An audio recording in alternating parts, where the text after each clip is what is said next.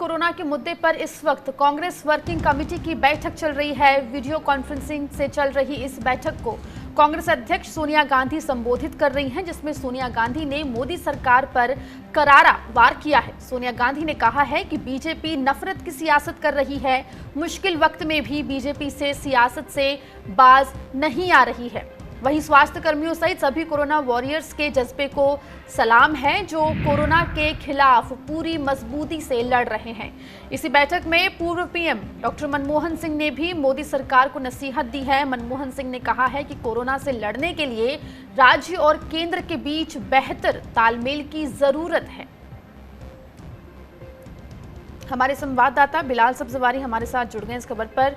बिलाल, तो Congress working committee की बैठक चल रही है वीडियो कॉन्फ्रेंसिंग के जरिए। यहाँ तमाम जो है सवाल बीजेपी और उसकी सियासत पर भी उठाए जा रहे हैं। क्या कुछ जानकारी इस बैठक को लेकर फिलहाल आ रही है?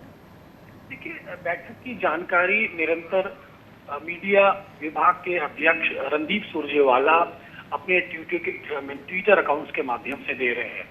अभी जो लेटेस्ट 2-3 ट्वीट उन्होंने किए उसमें उन्होंने साफ कर दिया है कि राज्यों की तरफ से ये शिकायत आई है कि जब तक राज्यों को आर्थिक पैकेज नहीं मिलेगा तो वो इस कोरोना संकट से कैसे लड़ सकते हैं। ये भूपेश बघेल की तरफ से कहा गया था, छत्तीसगढ़ के मुख्यमंत्री हैं। वहीं ए.के. एंटनी ने कहा था कि जो भारत के नॉन रेजिडेंट इंडियन हैं, एनआरआईज हैं, उनको भारत सरकार टेस्ट के माध्यम से राज्य सरकारों से कोऑर्डिनेट करके हिंदुस्तान लाने के लिए क्यों पहल नहीं करती, जो अन्य देश अपने लोगों को बुला रहे हैं। वहीं इस तरह की कई सारी बातें सामने आई हैं, जिसमें कांग्रेस वर्किंग कमेटी की तरफ से कहा गया है कि राज्य सरकारों को जो आर्थिक पैकेज मिलना चाहिए, जो उनके ड्यूज है वो नहीं मिल पा रहे, तो इस लड़ाई को आप किस तरह से व्यवहारिक रूप से अंजाम देंगे। वहीं डॉक्टर मनमोहन सिंह ने भी देश की आर्थिक परिस्थितियों पर सवाल खड़ा करते हुए केंद्र सरकार को आगाह किया है कि जब तक आप राज्यों के साथ तालमेल नहीं करेंगे, इस कोरोना से लड़ने वाली जो समस्या है, जो कोरोना से लड़ने का जो संकट है, उसमें एकजुटता नहीं आ पाएगी। तो इसी तरह जितने भी कांग्रेस वर्किंग कमेटी के सीनियर मेंबरान हैं, जितने भी कांग्रेस वर्किंग कमेटी के मेंबर्स हैं, वो अपनी अपनी राय इसमें दे रहे हैं। लेकिन कांग्रेस अध्यक्ष सोनिया गांधी का जो एक ऑफिशियल लेटर बाहर आया है, उसमें उन्होंने सीधे सीधे सरकार को जिम्मेदार ठहराया है कि सरकार कोरोना वायरस से लड़ने की जो ग्रेविटी है, जो उसकी गंभीरता है, उसमें संजीदा नजर नहीं आ रही है, उसमें गंभीर नजर नहीं आ रही है।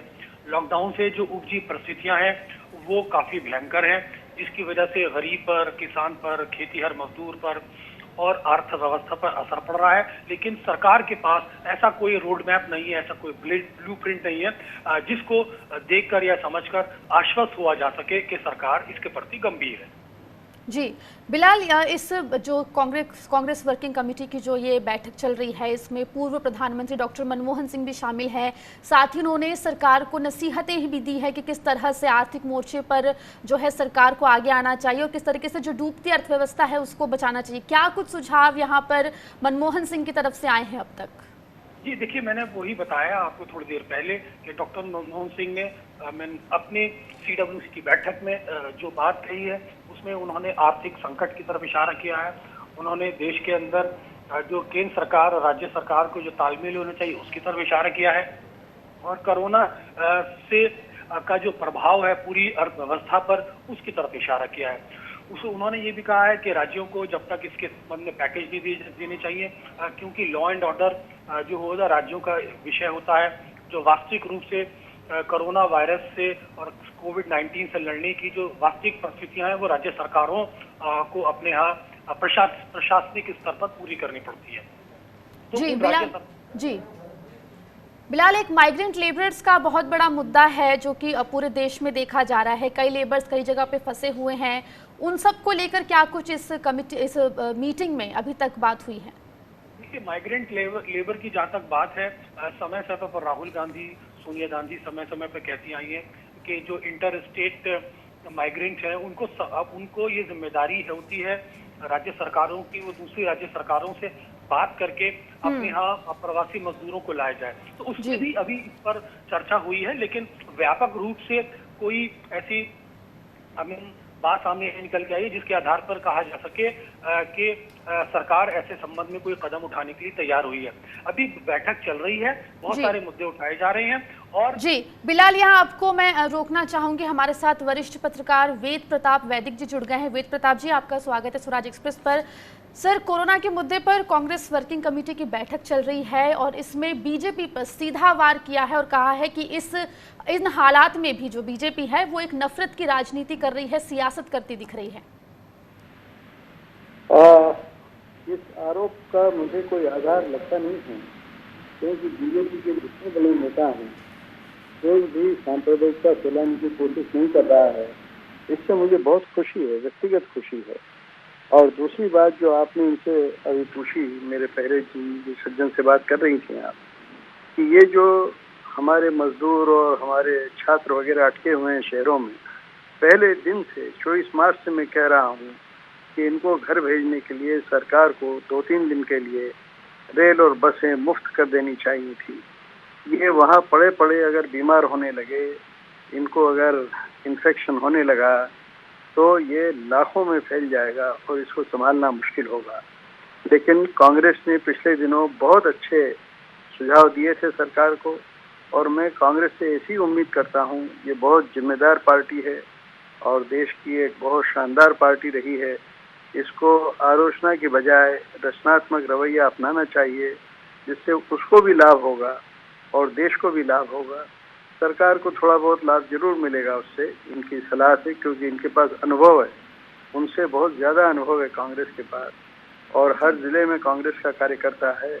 उनसे जो भी फीडबैक मिले उसके आधार पर सरकार को अच्छी सलाह देना चाहिए और उससे उनकी इमेज बहुत चमकेगी।